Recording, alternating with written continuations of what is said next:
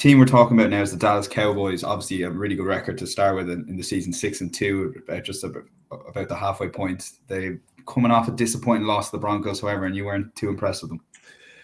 Yeah, very disappointing loss.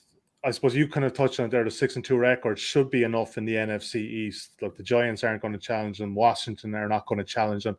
And Philadelphia, for all that they probably do have a bit more potential, they're not going to get it done. 0-4 on fourth down as well. We've obviously seen with Dallas this year with Kellen Moore being really aggressive in the play calling, and they're obviously following the analytics, which is very unlike Mike McCarthy.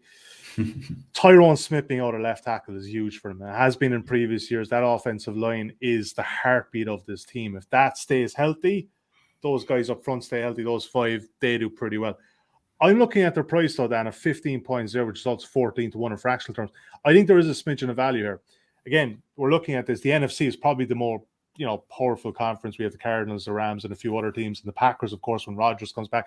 I think there's a bit more value, bit of juice in this price of 15.0. Again, they're going to win the division.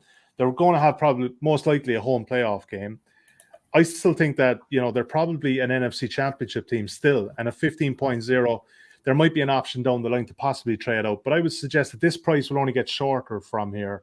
So if you're going to be back in Dallas, now is probably the buy low spot following that big loss against Denver. I don't want to discount it. It was a really good Denver defensive performance. And also Dallas's run D was non-existent.